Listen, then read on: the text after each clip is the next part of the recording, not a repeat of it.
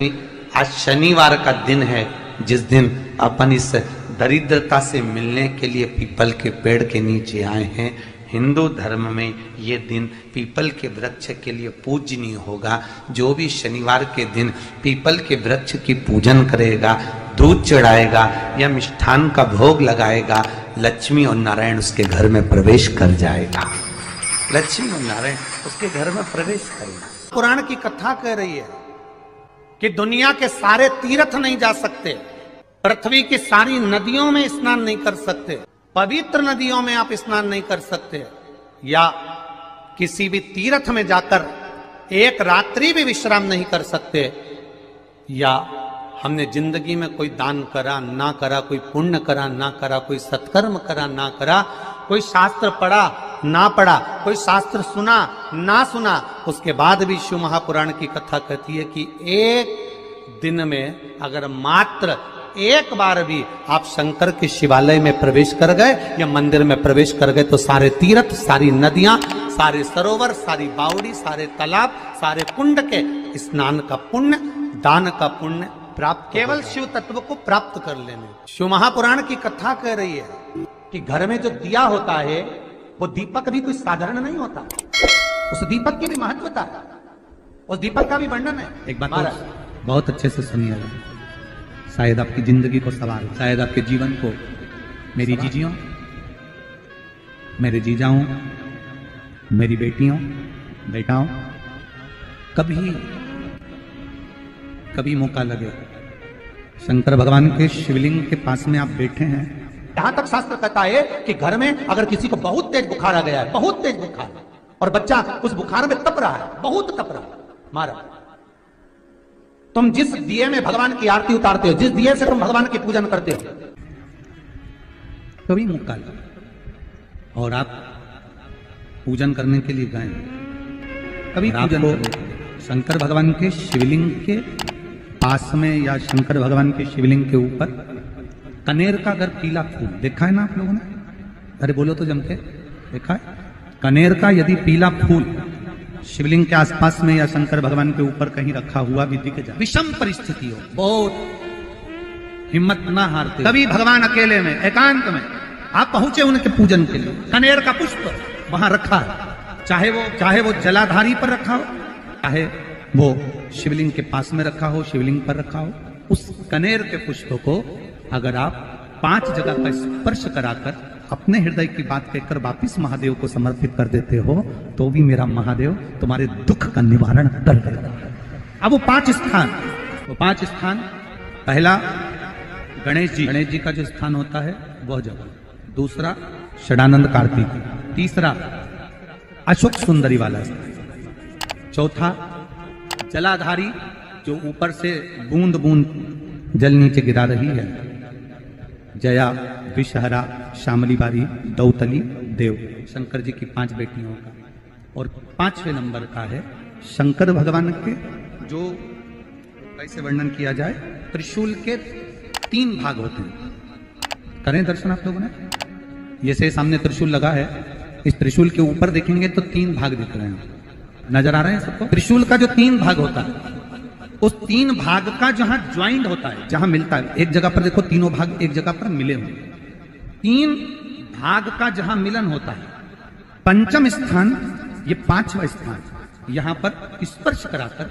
शिवलिंग पर अपनी कामना कर श्री शिवाय नमस्तुभ्यम कहकर बाबा से अपने मन की बात कहकर जो समर्पित कर देता है, हम 3 महीना भी नहीं कहेंगे, हम तो कहेंगे अगर ज्यादा दुख है 3 दिन इंतजार करना, मेरा बाबा उस दुख को मिटाए। 3 महीना बहुत दूर, पर करना है दिल से। और कई तरह के दीपक होते हैं, दीपक का भी विधान वर्णन किया गया, उस दिए का भी वर्णन किया गया। यहां तक शास्त्र कहता है कि घर में अगर किसी को बहुत तेज बुखार आ गया है, बहुत तेज बुखार, और बच्चा उस बुखार में तप रहा है, बहुत तप रहा है, तुम जिस दिए में भगवान की आरती उतारते हो, जिस दिए से तुम भगवान की पूजन करते हो, उस दिए की बत्ती को नीचे डाल दीजिए और उस दिए को पानी की बाल्टी में धो दीजिए। कौन सी बाल्टी में? जिस बाल्टी के पानी से आप बच्चे को स्नान करा सको, केवल भगवान पर से ले जाकर, पास में से ले जाकर उस बाल्टी में थोड़ी देर डाल दो और उस बाल्टी के पानी से उस बच्चे को स्नान करा दीजिए। 15 से 20 मिनट, आधा घंटा लगेगा बच्चे का। बड़ी बेचैन दिख रही हो तुम, क्या बात है? पार्वती जी कहती है देवव्रत कश्मीर प्रदेश का एक भक्त देवव्रत बेलपत्री के वृक्ष के नीचे बैठकर आपका मंत्र जाप कर रहा। मैं आपको जगाना नहीं चाहती थी, पर बेलपत्री के वृक्ष के नीचे लक्ष्मी झाड़ू लगाती है, सरस्वती वीणा बजाती है, इंद्राणी उस बेलपत्री के वृक्ष के नीचे जल का सिंचन करती है, 33 कोटि देवी देवता उस बेलपत्री के वृक्ष की जड़ में विराजमान होते हैं। इसलिए देवव्रत एक बार पंचाक्षर मंत्र बोलता है तो वो 33 करोड़ बार गिना जाता है। ऐसा बेलपत्री का वृक्ष होता है। बेलपत्री के वृक्ष के नीचे एक बार अगर भगवान का नाम लिया जाता है तो वो 33 करोड़ बार, 33 कोटि बार गिना जाता है। एक मंत्र केवल नमः शिवाय, ओम नमः शिवाय, ओम नमः शिवाय। फिर वही वाली बात आ गई जो पहले कथा में कहा, अपने लिए अच्छा वाला घी छाट के लाना, अच्छी कंपनी का लाना, और जब यज्ञ करने बैठे, पूजन करने बैठे, हवन करने बैठे, भगवान का कोई पाठ पूजन करवाई, पूजा वाले दुकान पे बोलना कि पूजा का घी चाहिए। तो वो पूजा का सामान बेचने वाला भी चतुर था, उसने पूजा का ही घी दिया। तो इन्होंने पूछा भैया ये घी कितने का? तो क्या 80 रुपए का? तो 80 रुपए का आधा किलो? तो क्या पूजा का है? भारत की भूमि पर इस मृत्यु लोक में पूरे विश्व में ऐसे कई घर हैं जिनके घर में गुजारा करने की भी आफत है। पहनने के कपड़े नहीं, किसी के यहां पर भोजन नहीं, किसी के यहां जमीन नहीं, किसी के यहां दुकान नहीं, कोई पूरी जिंदगी किराए के मकान में निकाल देता है। नहीं, मेरा एक निवेदन है, इस कथा को जितने छत्रपति संभाजी नगर के श्रोता भाई बहन श्रवण कर रहे हैं उनसे निवेदन करूंगा, आप हाथ का ठेला लगा रहे हो, सब्जी का ठेला लगा रहे हो, फल का ठेला लगा रहे हो, धक्के की जिंदगी जी रहे हो, दरवाजे पर बैठे हो, कहीं ना कहीं तुम दास्य भाव की जिंदगी जी रहे हो, तकलीफ में जिंदगी जी रहे हो, बहुत दुख की जिंदगी जी रहे हो, बहुत कष्ट की जिंदगी जी रहे हो, उनसे केवल निवेदन करूंगा 3 महीने 2 जगह पर जल चढ़ाना प्रारंभ कर दीजिए। केवल 3 महीने, एक शंकर भगवान के शिवलिंग पर, दूसरा बेलपत्री के पेड़ के नीचे, 2 जगह पर जल चढ़ाना 3 महीने लगातार चालू कर दो। बाबा तुम्हारा हाथ पकड़कर तुम्हें उन्नति की सीढ़ी पर चढ़ा देगा। हमें कोई चमत्कार करना नहीं आता, और ना हम कोई तंत्र विद्या या मंत्र विद्या जानते हैं, ना हमारे पास में बेल है, ना हमारे पास में भभूति है। हमारे पास में तो केवल शिव का नाम है। आप श्री शिवाय नमस्तुभ्यम बोलो, ओम नमः शिवाय बोलो, नमः शिवाय बोलो, चाहे महामृत्युंजय मंत्र बोलो, उसका स्मरण करते करते भगवान शंकर के शिवलिंग पर जल, और उसी पात्र में जो जल तुमने शंकर जी को चढ़ाया उसमें से बचा हुआ थोड़ा सा जल बेलपत्री के पेड़ के नीचे चढ़ाना प्रारंभ कर दो। अलग से बेलपत्री के पेड़ के नीचे चढ़ाने के लिए अलग से लोटा भर के जल जरूरत नहीं पड़ेगी। जो तुमने शिव जी को जल चढ़ाया, जो तुमने देवादिदेव महादेव को जल चढ़ाया, बस उसी पात्र का जल शंकर जी को चढ़ाओ, उसमें से बचा हुआ थोड़ा सा जल बेलपत्री के वृक्ष के नीचे चढ़ाना प्रारंभ करना। कौन सा बेलपत्री का वृक्ष? जिसकी छाया आपके ऊपर आ रही। शिव महापुराण बड़ी सुंदर बात कहता है, ध्यान दीजिएगा। जिस बेलपत्री का पौधा तुम्हारे सिर का, और ये दोनों हाथ ऊपर कर लो, अपन खड़े हुए और खड़े होकर दोनों हाथ ऊपर करे, इतना बड़ा बेलपत्री का पौधा है, उस बेलपत्री के पौधे की पत्ती को कभी तोड़कर शंकर जी को नहीं चढ़ाना चाहिए। ध्यान रखना, कितना बड़ा पौधा। आप खड़े हो जाओ और खड़े होने के बाद आपका हाथ ऊंचा कर लेना, इतना बड़ा पौधा है, उस पौधे की पत्ती बेलपत्री को तोड़कर शंकर भगवान को कभी नहीं चढ़ाना। शंकर भगवान को उस बेलपत्री को, उस वृक्ष की पत्ती को तोड़ना चाहिए जो वृक्ष तुम्हारे हाथ से थोड़ा सा ऊंचा हो, जिसके लिए तुम्हें हाथ और ऊंचा करना पड़ रहा हो।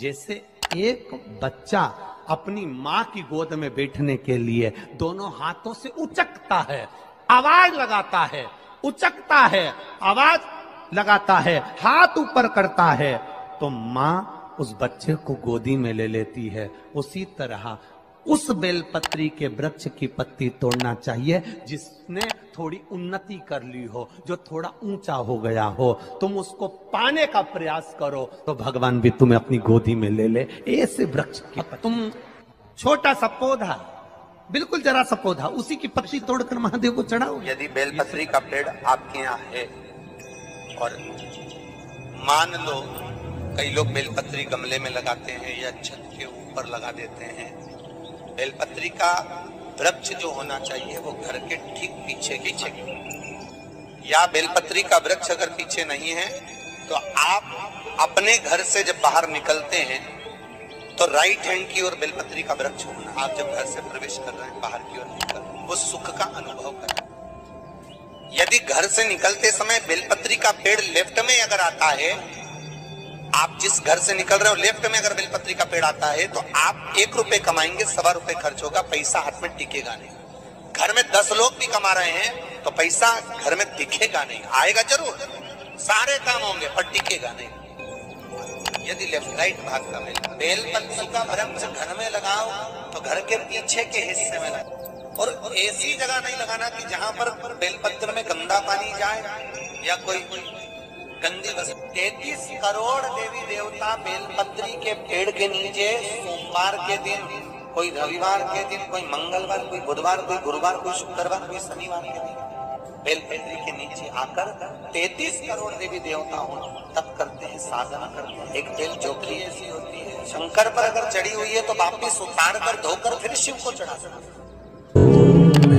किसी व्यक्ति से कोई काम करवाना है, वो काम नहीं कर रहा, कोई फाइल आगे नहीं बढ़ रही है, कोई कार्य अटक रहा है, या फिर कहीं रुपया पैसा अटक गया हो, नहीं निकल रहा हो, तो एक जल के पात्र में जल भरकर 5 बेलपत्री शिव जी को समर्पित कर कुंदकेश्वर महादेव का नाम लेकर एक सफेद पुष्प बेलपत्री के ऊपर जो शिव जी को चढ़ाई है उस पर समर्पित कर जल जो लेकर गए हो, अपनी उस कामना को कर कि मेरा ये कार्य अटक रहा है, ये कार्य नहीं हो रहा, कुंदकेश्वर महादेव का नाम लेकर धीरे धीरे जल की धार चढ़ाइए। और एक बात हमेशा याद रखना, फिर निवेदन कर रहे हैं, अच्छे से समझ लेना, शंकर जी पर जब जल चढ़ता है, शिव जी का जब अभिषेक होता है, शंकर जी पर जब जल चढ़ाया जाता है, दूध चढ़ाओ, जल चढ़ाओ, कुछ भी चढ़ाओ, पर एक बात का स्मरण अपने जीवन में होना कि इतने ऊपर से मत चढ़ाना कि जल चढ़े और छींटे आपके ऊपर।